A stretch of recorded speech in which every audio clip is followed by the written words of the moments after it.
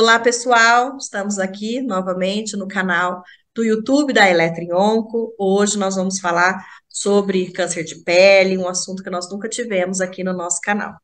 E a nossa convidada de hoje, né, é a professora doutora Larissa Luiz Campagnoli. Ela é especialista em fisioterapia e oncologia pela BFO Cofito.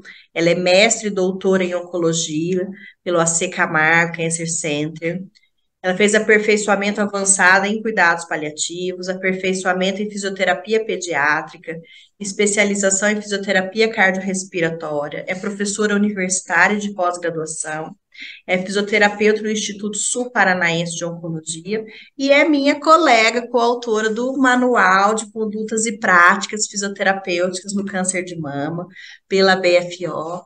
Né? Eu sempre falo que foi um prazer trabalhar com ela, né? E junto com a Lê Tessaro aí também, nesse projeto bacana aí que a gente fez. Larissa, muito obrigada por você estar aqui conosco, dividindo aí seu conhecimento sobre o assunto.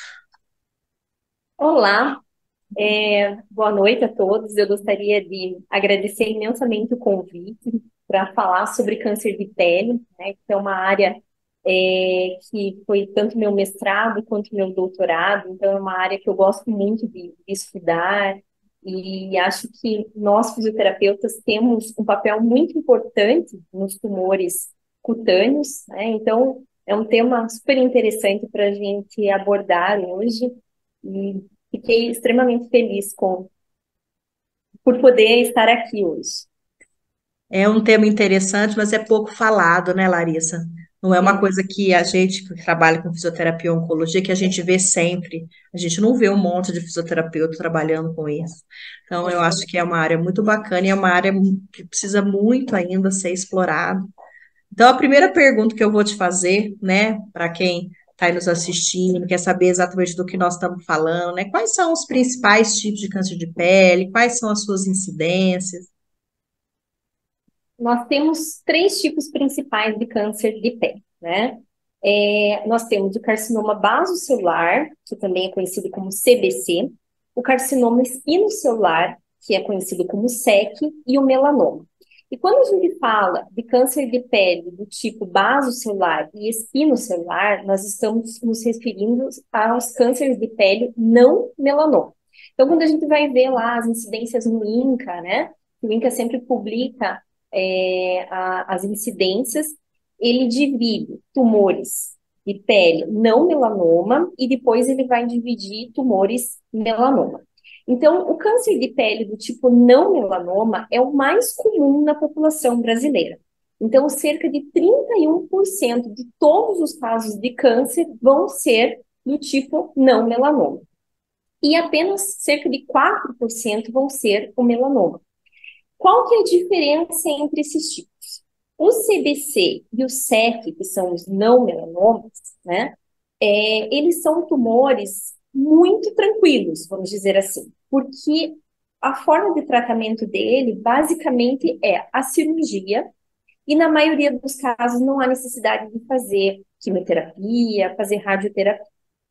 Já o melanoma é o oposto, né? Ele é um tumor extremamente agressivo, em que as cirurgias são bastante agressivas também, e aí nós da fisioterapia acabamos atuando mais, né, porque esses pacientes vão apresentar mais complicações, e esses pacientes vão precisar de outros tratamentos, né? Muitas vezes a quimioterapia não responde bem para o melanoma, então tem a imunoterapia, a radioterapia, então são casos mais complicados, e o grande problema do melanoma é que ele tem uma chance muito grande de fazer metástase, né? Já o CBC e o SEC, eles raramente vão fazer metástase. Então, o CBC é o tipo de câncer de pele mais tranquilo que a gente tem. Então, o que que é? É uma feridinha que não cicatriza. Então, qualquer ferida, principalmente na região da face, das orelhas, nos braços, que há mais de um mês está ali e não está cicatrizando, provavelmente ele pode ser um carcinoma basocelular. Então, é importante que esse paciente vá até um médico, um dermatologista ou um cirurgião oncológico para que faça uma avaliação e veja. Se for mesmo, né, vai ser feita uma retirada desse tumor uma margem de ampliação e, na maioria dos casos, está resolvido. O SEC, ele também segue esse perfil, ou muitas vezes ele parece uma verruguinha ali também, que está estranha, que pode começar a sangrar, qualquer coisa diferente que você veja, que esteja há muito tempo ali, ele deve ser examinado por um médico. O melanoma, ele já é diferente. Ele tem o ABCDE do melanoma. O que isso significa? Então, eu tenho uma pinta, né, que a gente chama de nevo, e esse nevo, ele pode ter assimetria, então um lado é diferente do outro, esse é o A do ABCDE, né? O B, de bordas irregulares, então uma borda não é regular, então ela não tem nevo, né? A gente tem muitas pintas no nosso corpo, que são os nevos. Ele tem que ser redondinho e todo da mesma cor. Se ele tem uma borda irregular, ele também pode ser um melanoma.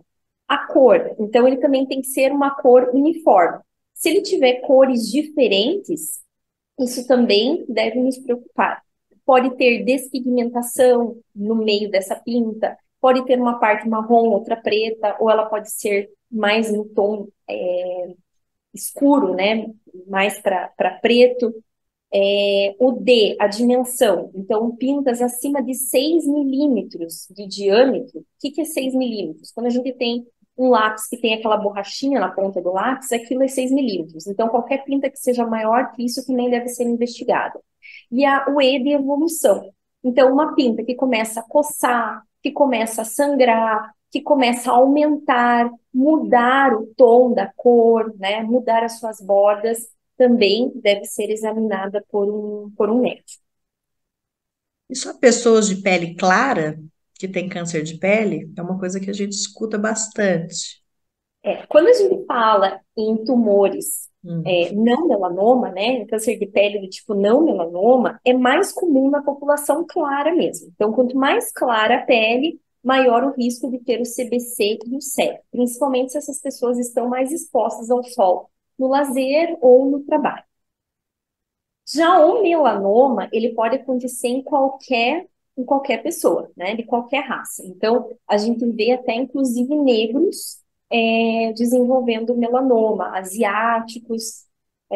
O melanoma, ele vai atingir toda a população. Mas, obviamente, quem tem a pele clara, olhos claros, pessoas ruivas, pessoas que têm as efédides, que são as sardinhas, também tem maior risco. Em que E outra lugares coisa são? também, Pode falar. eu já tenho casos na família que tiveram Hum. melanoma, né? Existe o tipo de melanoma familiar que também vai ser um risco aumentado para ter a doença. Você estava falando nessas áreas que estão mais expostas, assim, face e tal. Para todos esses tipos de câncer de pele, esses lugares são mais comuns, alguns lugares que são mais comuns para alguns tipos. Como é que é isso? Para o vaso celular é mais comum na face mesmo, Uhum. nas orelhas e nos braços, né? Onde a gente fica mais exposto. O SEC também, mesma coisa. Agora, quando a gente fala em melanoma, a gente pode ter melanoma em qualquer região do corpo. Inclusive, por exemplo, melanoma na vulva, que é uma região que não vai ser exposta, né, ao sol. Então, nós podemos ter melanoma ocular, melanoma na unha, que a gente chama de melanoma ungueal. Inclusive, o cantor Bob Marley, ele era negro e ele teve um melanoma ungueal. E ele acabou falecendo por metástase decorrente do melanoma. E olhando essas pintas que você está falando, como que a gente sabe se é um melanoma ou se não é? Não tem como a gente dizer só olhando, né? Na Uhum. maioria das vezes vai ter que ser feita a retirada desse nevo para verificar se ele tem uma alteração. Claro, se ele tem todas as características do ABCD, provavelmente ele vai ser. Mas às vezes só tem uma simetria, ou só tem uma borda irregular, ou só a cor é diferente, mesmo assim ele deve ser retirado. Então, qualquer pinta suspeita deve ser feita a retirada cirúrgica desse nevo para avaliação do anátomo patológico, né, e ver se realmente é ou não. Se for melanoma, o paciente vai passar por uma outra cirurgia, que vai ser de ampliação de margem, e vai ter que ser feita, dependendo do tamanho, da profundidade desse melanoma, né, que a gente chama de Breslow, dependendo do valor do Breslow, tem que ser feito também a biópsia de linfonodo sentinela. Aí depende da região onde está esse nelo. Se ele estiver mais próximo da axila, vai ser feito na axila. Se estiver mais próximo à região inguinal, pode ser na região inguinal. E se ele está no dorso, por exemplo, no abdômen, pode ser que ele drene tanto para a axila quanto para a região inguinal. Então, pode ser que seja necessário fazer a biópsia linfonodo sentinela para essas regiões. Isso que você está falando me eram duas coisas. Primeiro, as pessoas precisam ir de rotina, por exemplo, num dermatologista, olhar essas pintas. Como é que funciona? Porque a gente fala, é mamografia para o câncer de mama e outros métodos de rastreio. Às vezes a minha pinta Sim, está nas costas, não enxergo. vamos ver. Não existe política pública de rastreamento para câncer Uhum. de pele, tá? Isso não tem aqui no Brasil. Mas, né, o ideal seria que sempre a gente observasse isso. Então, eu, por exemplo, já tive um nervo displásico, então eu tive uma pinta que ela tinha uma cor bastante escura, e aí eu fui no dermatologista, foi retirada essa pinta e era um nervo displásico. O nervo displásico é uma lesão pré-neoplásica. E se eu não tivesse retirado, provavelmente ele poderia vir a evoluir para um melanoma.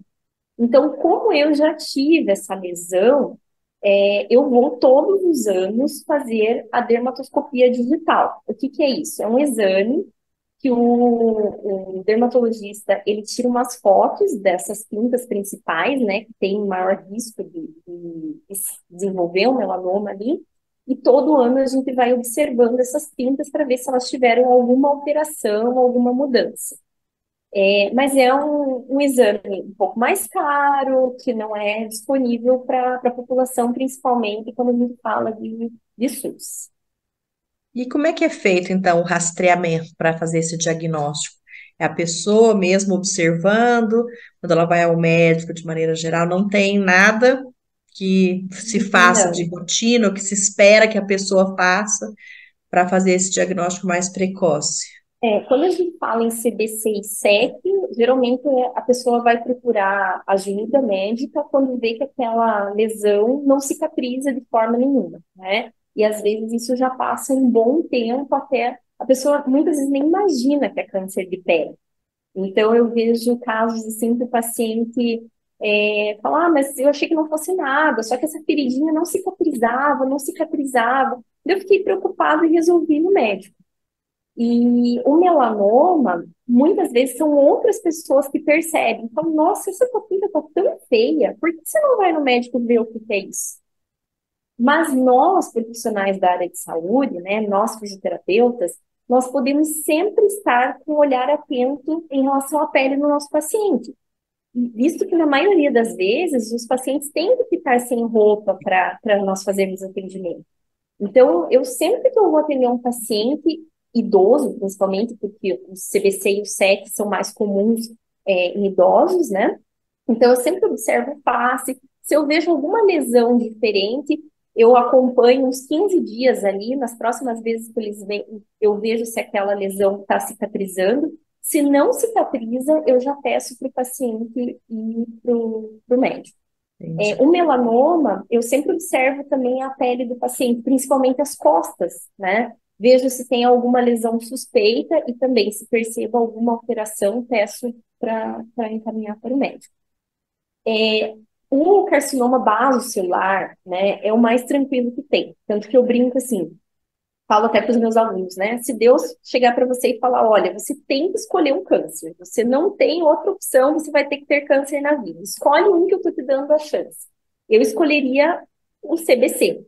Por Uhum. quê? Porque ele não vai na metástase, o tratamento é bem tranquilo, é só a retirada do tumor. E quanto mais precoce ele for descoberto, né, menor a complicação ali, menor o procedimento cirúrgico. Claro que às vezes, se for muito grande, alguns tumores vai precisar rodar retalho, então por isso que é importante um diagnóstico precoce, né?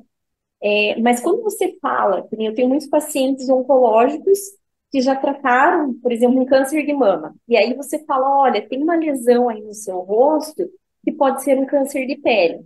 É um desespero total.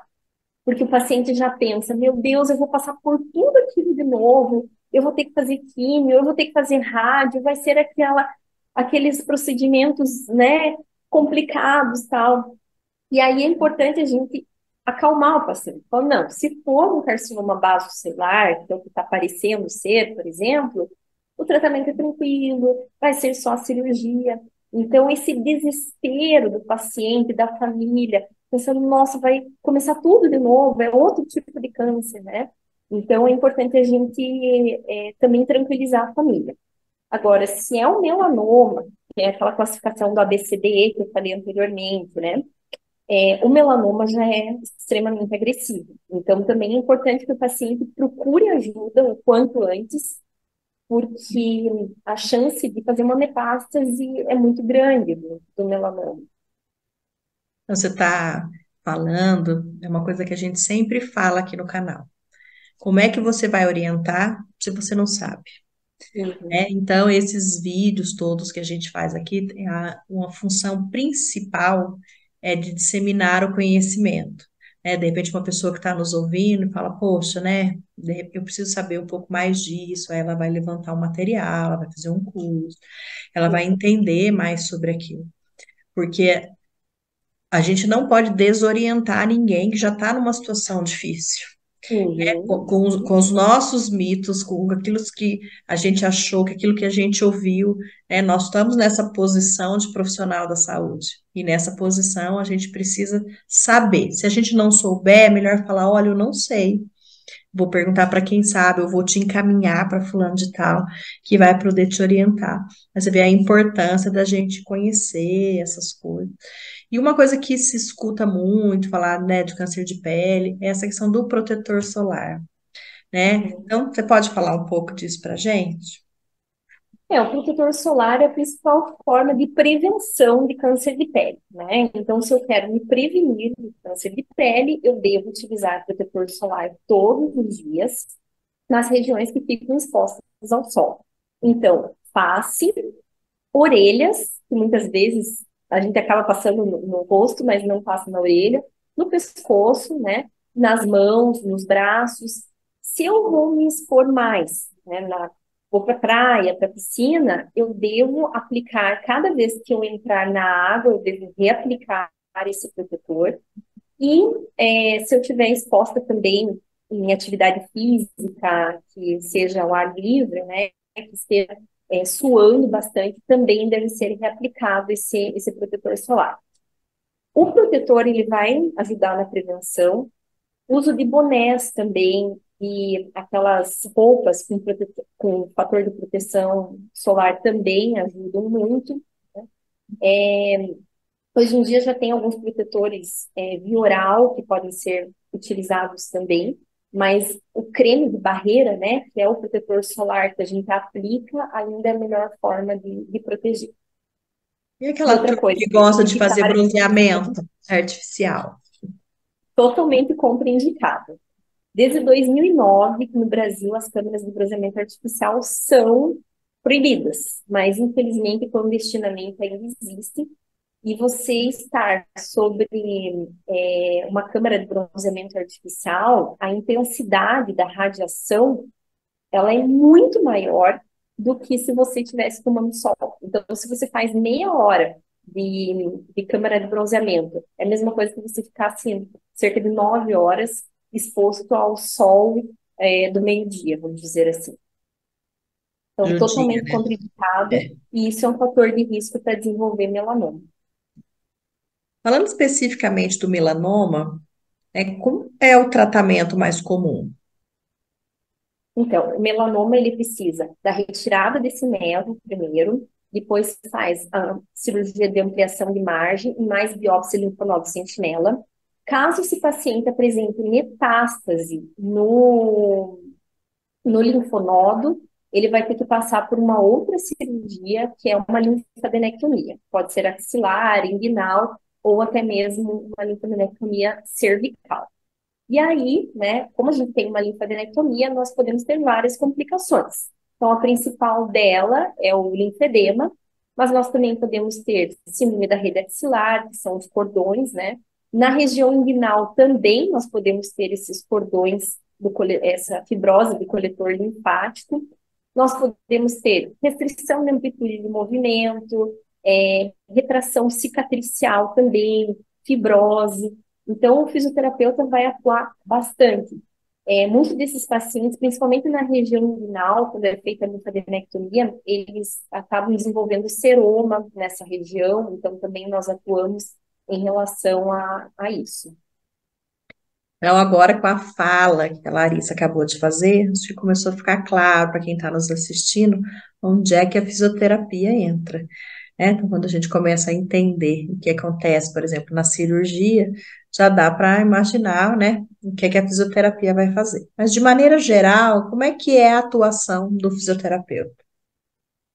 Uma outra complicação também que eu acabei não falando é a deficiência cicatricial, Uhum. que é bem comum.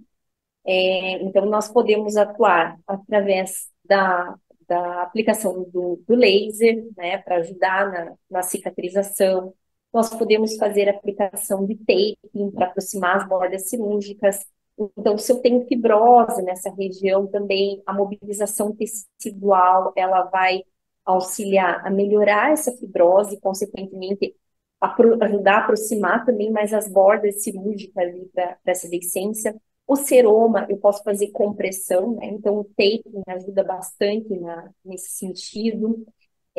Quando eu tenho restrição de amplitude de movimento, então a gente vai trabalhar a cinesioterapia com esse paciente, também a mobilização tecidual para soltar. Muitas vezes a gente tem essa fáscia mais aderida, então não adianta a gente ficar fazendo um monte de exercício, o paciente com a fáscia com uma cicatriz ali, com aderência. Então, nós temos que trabalhar a terapia manual, o laser também nos ajuda bastante a soltar essa cicatriz, assim como o taping. São várias técnicas que a gente acaba utilizando, né? Nunca vai ser uma monoterapia, serão várias.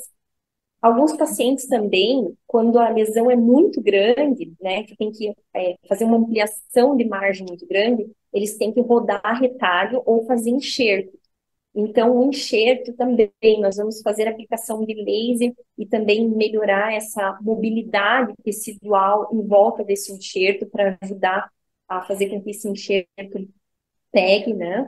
É, em questão do linfedema, então, esse é um pouquinho mais tardio que pode acontecer. A gente tem altas taxas de linfedema, principalmente quando é feito esvaziamento inguinal e inguinalíaco. Então, quando é inguinalíaco, mais de 70% dos pacientes acabam desenvolvendo linfedema de membro inferior. E aí a gente vai trabalhar tanto na prevenção desse linfedema, né, através de algumas orientações para esse paciente, sempre pedindo para que ele cuide para não ter lesões nesse membro. E aí, a qualquer indício de começou a ter algum edema, ele voltar para a fisioterapia para a gente avaliar, orientar e, se for necessário, já iniciar a terapia física complexa descongestiva, né, através da drenagem linfática manual, de enfaixamento compressivo, de exercícios linfomiocinéticos e dos cuidados com a pele. Muita coisa, né? A gente tem que fazer, porque não são muitos profissionais fisioterapeutas que trabalham com câncer de pele, né? Nós já não somos em muitos que trabalhamos com fisioterapia e oncologia. Dentro Sim, disso, né, os fisioterapeutas que trabalham especificamente, né, o que tem a sua área de concentração principal em câncer de pele, né, são um número menor ainda, mostrando que tem uma sim. área de atuação aí muito grande, né, para Olha, quem está aí nos assistindo. o carcinoma basocelular e espinocelular, como é só o procedimento cirúrgico, né?